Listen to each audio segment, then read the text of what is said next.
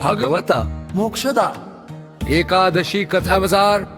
एकदा सत्ययुगात इक्ष्वाकू वंशातील वैखानस नावाचा राजा राज्य करत होता। त्याचे राज्य सुखी होते, परंतु राजा स्वतः अत्यंत दुःखी होता, कारण त्याला रोज भयानक स्वप्ने पडत होती।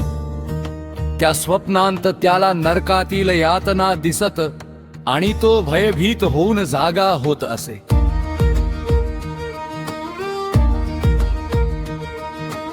राजाने अनेक ब्राह्मण ऋषी मुनी यांना विचारले, पण कोणीही त्याच्या दुःखाचे कारण सांगू शकले नाही। शेवटी मंत्र्यांच्या सल्ल्याने राजा महर्षी वसिष्ठांकडे गेला।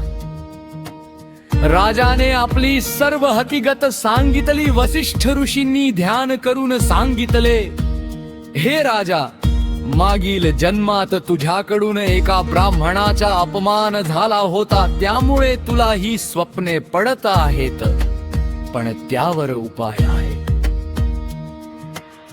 राजा नम्रपणे म्हणाला, महाराज, कृपया मला मुक्तीचा मार्ग दाखवा।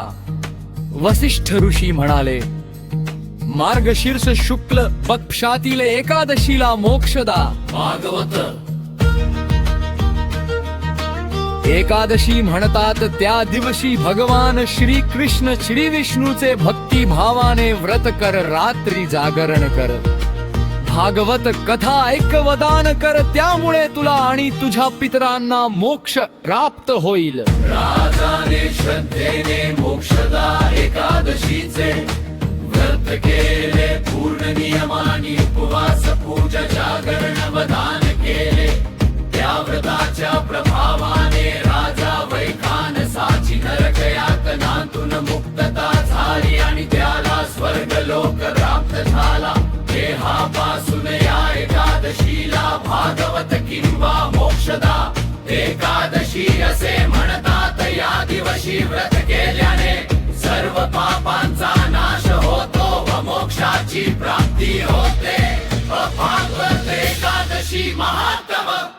या दिवशी भगवद्गीतेचा उपदेश अर्जुनाला झाला असे मानले जाते। व्रत केल्याने पितरांना सद्गती मिळते।